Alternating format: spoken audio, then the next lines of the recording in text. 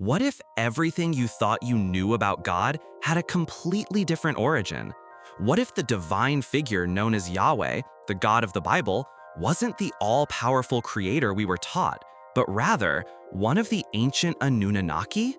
This might sound like something out of science fiction, but today we're diving deep into one of the most controversial and mind-blowing theories about human history.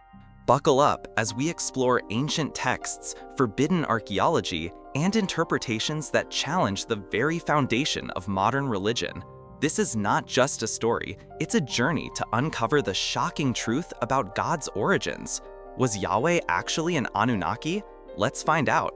The Anunnaki are a group of deities first referenced in ancient Mesopotamian cultures, specifically the Sumerians, Akkadians, and Babylonians. According to their myths, these beings descended from the heavens and played a critical role in shaping human civilization. They were often depicted as powerful, humanoid gods who governed everything from agriculture to warfare. But what's most intriguing is the theory, popularized by writers like Zecharia Sitchin, that the Anunnaki were not gods in the traditional sense, but extraterrestrials.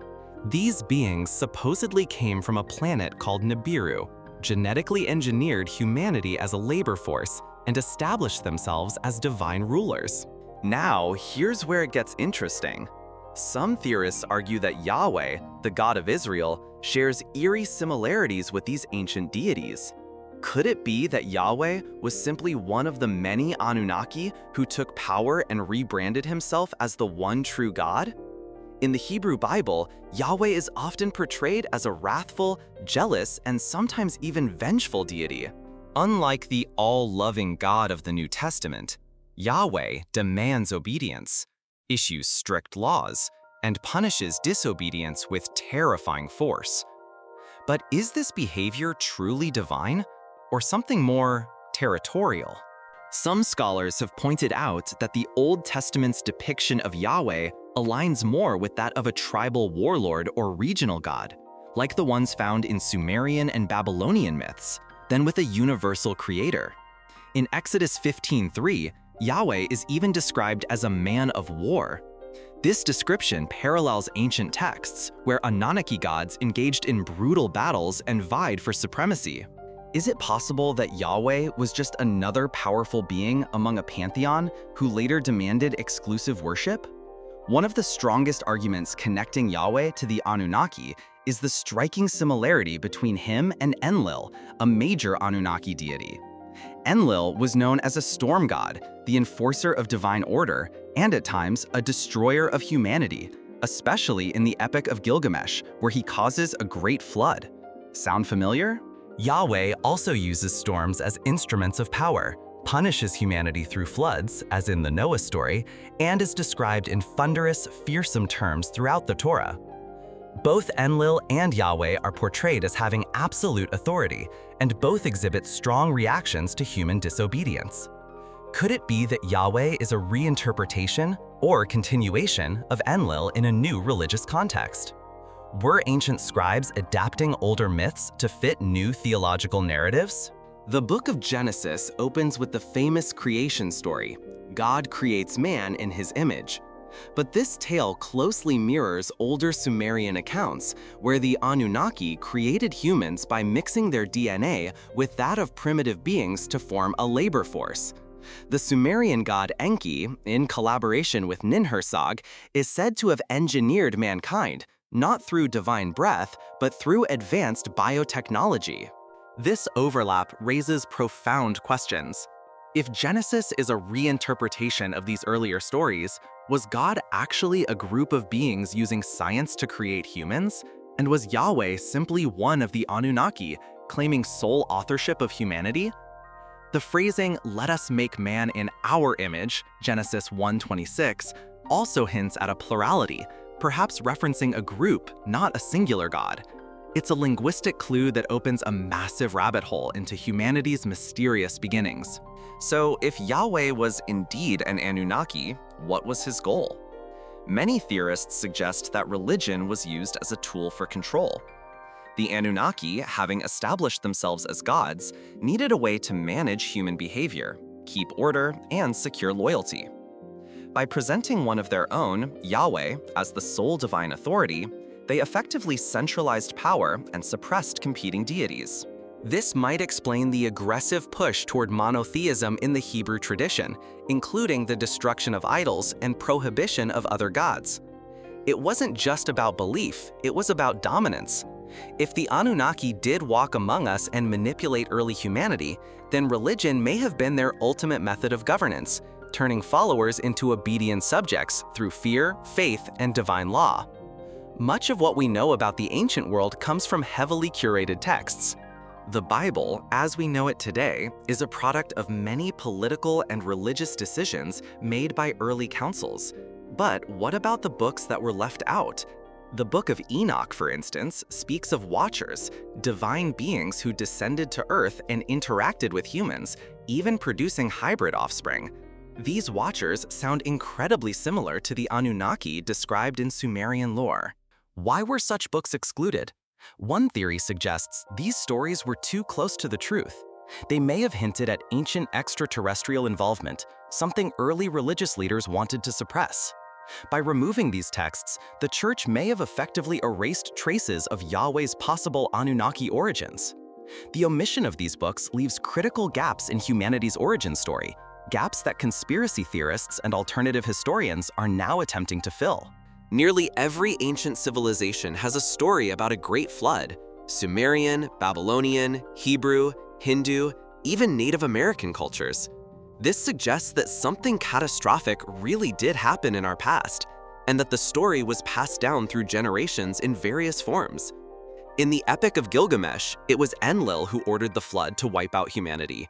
In the Bible, it's Yahweh who brings the deluge. The similarities between these flood accounts suggest a shared origin. Could it be that Yahweh and Enlil were not only similar, but actually the same being, remembered differently across cultures? If so, this would further support the theory that biblical stories are not unique, but rather adapted from earlier, perhaps extraterrestrial myths. The global memory of a flood may not be myth at all, but historical evidence of the Anunnaki's intervention. The biblical story of Moses meeting Yahweh on Mount Sinai has often been interpreted as a spiritual revelation. But what if it was something else? The description of fire, smoke, thunder, and loud trumpeting sounds paints a picture not unlike that of a spaceship landing or a technological encounter.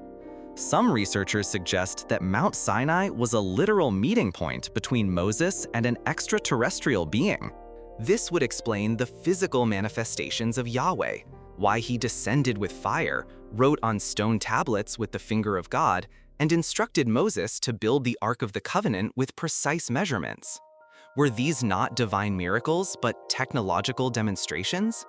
If Yahweh was indeed an Anunnaki, then Sinai may have been more of a command post than a sacred mountain.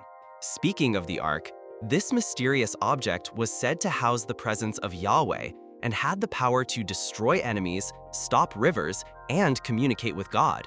It was highly dangerous and required very specific handling. But what if the Ark wasn't spiritual at all, but technological? The Ark's design, described in the Book of Exodus, closely resembles a high-energy capacitor or communication device. Some theories suggest it was an Anunnaki artifact, perhaps even a portable power source or weapon. Its mobility and lethal capabilities suggest that ancient people were in possession of or being controlled by extremely advanced technology. Could this be another example of Yahweh's true, possibly extraterrestrial identity? One of the biggest questions surrounding Yahweh's nature is, why did he choose just one tribe, Israel, as his chosen people? If he were the creator of all humanity, why not reveal himself to all equally? This selectiveness mirrors the behavior of a regional ruler or colonizer more than a universal god. Compare this with the Anunnaki approach. Different gods governed different regions and peoples. If Yahweh were one such being, it would make sense that he claimed dominion over a specific group and demanded exclusive worship. This theory supports the idea that ancient gods were territorial beings competing for human loyalty and control. and that Yahweh was one of many Anunnaki attempting to stake a claim over Earth's civilizations. The Bible is filled with references to angels descending from the sky, often surrounded by bright lights and strange noises. These messengers of God performed feats that defied human understanding. But if we strip away the religious language, their appearances sound uncannily like extraterrestrial visitations. Ancient astronaut theorists argue that angels were not divine beings, but emissaries of the Anunnaki. Their wings may have symbolized flight, their halos interpreted as helmets or glowing gear. If Yahweh was an Anunnaki, then his angels were likely other members of the same species, operating with advanced technology mistaken for divine power. In Genesis 11, humanity attempts to build a tower to reach the heavens. Yahweh becomes angry, confuses their language, and scatters them across the earth. The traditional interpretation is that this was a divine act to humble mankind. But from a different perspective, this could be seen as an act of control by a threatened ruler. Why would a god feel threatened by a tower? Perhaps it wasn't about height, but unity. If humans united and advanced too quickly, they might challenge the authority of their god. This aligns with the theory that Yahweh, like other Anunnaki, sought to maintain dominance over humanity by limiting knowledge, communication, and cohesion. Genesis claims that humans were made in God's image, but what does that really mean? Was it metaphorical or literal? The Sumerian texts describe how the Anunnaki mixed their own essence with primitive earth beings to create humanity. In other words, they genetically engineered us. If Yahweh was an Anunnaki, then in his image could refer to shared DNA. This would mean that humans are part Anunnaki, designed to serve specific functions. It could also explain why Yahweh was so invested in who intermarried with whom, and why genealogy was obsessively tracked in the Bible. The purity of the genetic line may have been crucial to maintaining control, or experimentation. In the Garden of Eden story, the serpent tempts Eve to eat the fruit of knowledge. Yahweh forbids it, but the serpent insists it will open their eyes and make them like gods. Traditionally, the serpent is seen as Satan. But what if that's not the whole truth? What if the serpent was another Anunnaki, perhaps Enki, who in Sumerian texts was a friend to humanity? Maybe the forbidden fruit wasn't evil, but a source of enlightenment. Yahweh's anger at this act could represent an attempt to keep humans ignorant and compliant. In this light, the story of Eden becomes a tale of control, rebellion, and the struggle for knowledge. Yahweh's early worship included blood sacrifices, animals burned on altars to create a pleasing aroma to him. This strange detail suggests a physical response, not just spiritual symbolism. Ancient cultures often believed that deities fed on the energy released in rituals. Could this be more literal than symbolic? If Yahweh was an Anunnaki, he may have required some form of energetic sustenance or ritual acknowledgement. Sacrifices may have served a real biological or technological function for these beings. This opens up the disturbing possibility that early worship was not just reverent, but transactional in a very material way. When Yahweh gave Moses the Ten Commandments, they were presented as universal moral laws.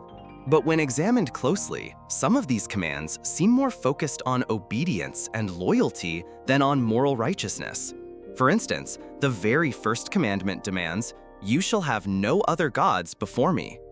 This isn't a statement of love or justice, it's a declaration of exclusivity.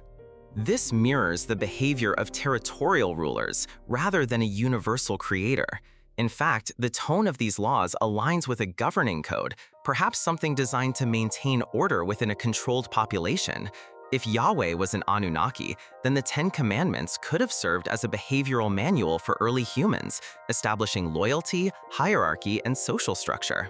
The destruction of Sodom and Gomorrah is described in Genesis as divine punishment, with Yahweh raining fire and brimstone from the sky. But this event, when viewed through the lens of ancient astronaut theory, sounds suspiciously like the use of advanced weaponry, perhaps even nuclear. The radioactive aftermath described in the surrounding areas, the salt formations, and even Lot's wife turning into a pillar of salt, all suggests something catastrophic and chemical in nature. If Yahweh was an Anunnaki, then these were not acts of divine wrath, but military-style operations. Cities may have been targeted for rebellion, disobedience, or threats to Anunnaki control. In Exodus, Yahweh gives incredibly detailed instructions for building the tabernacle, a portable dwelling for his presence. Every measurement, material, and fabric is specified with precision. This level of technical instruction seems excessive for a spiritual tent, but fits perfectly with the concept of a functional structure, possibly housing advanced equipment. The inner sanctum, or Holy of Holies, was restricted to only the high priest, and even then, only once a year. Why the secrecy? Perhaps it housed technology that common people were not permitted to see, communications gear, energy sources, or other tools. If Yahweh was an Anunnaki, the tabernacle could have served as a mobile base of operations. During the Israelites' exodus, Yahweh guided them through the desert using a cloud by day and a pillar of fire by night. This is often interpreted symbolically, but what if it was literal? To modern ears, this sounds a lot like descriptions of a spacecraft or advanced aerial vehicle. Ancient peoples, unfamiliar with machines, would have described technology in the only terms they had: clouds, fire, smoke. The constant presence of this phenomenon and its intelligent movement suggests it was being piloted or controlled. If Yahweh was an Anunnaki, then this was likely his ship, leading, watching, and protecting his chosen people. Many royal and religious institutions throughout history have claimed descent from divine bloodlines. Pharaohs, Sumerian kings, and even some medieval European monarchs claimed they ruled by divine right. Could this concept trace back to the Anunnaki? If the Anunnaki interbred with humans, certain lineages may have retained fragments of their DNA, marking them as special or more godlike. This could explain the emphasis on blood purity in religious texts and monarchic traditions. If Yahweh was one of the Anunnaki, his influence may have extended through these bloodlines, ensuring control through both spiritual doctrine and biological inheritance. Biblical prophets often received direct communication from Yahweh through dreams, voices, and visions. These experiences were deeply personal, often accompanied by strange sounds, lights, or even physical paralysis. Could these have been more than spiritual encounters? Some researchers propose that prophets were not just spiritual leaders, but human operatives who were chosen to receive instructions from the Anunnaki. These visions may have been holographic projections, transmissions, or even implant-based messaging. If Yahweh was an Anunnaki, prophets could have been carefully selected intermediaries used to influence human development and social norms. The Bible often references cherubim, mysterious winged creatures who guard sacred spaces like the Garden of Eden or the Ark of the Covenant. Descriptions of them are anything but cute or angelic. In fact, Ezekiel describes them as having wheels within wheels, flashing lights, and a thunderous roar. This sounds shockingly similar to machines or surveillance drones. These weren't fluffy guardians, they were complex, terrifying, and seemingly mechanical. If Yahweh was an Anunnaki, these cherubim could have been advanced security devices, designed to protect key assets and locations from human interference. The concept of heaven in ancient texts is always described as a place above, beyond the sky, filled with brightness and awe. For ancient people, this naturally meant the sky or space.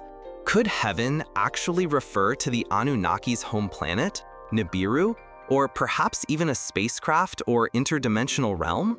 Some theorists argue that the consistent upward direction of divine realms across cultures, Mount Olympus, Asgard, the heavens, points to a universal idea of gods descending from the stars. If Yahweh was an Anunnaki, then his throne in heaven might have literally been a control center orbiting Earth or positioned in a hidden dimension. Many religions speak of a return, whether it's the second coming of Christ, the arrival of a Messiah, or the Day of Judgment. What if these prophecies are not symbolic, but literal? What if humanity is being prepared for the return of the Anunnaki?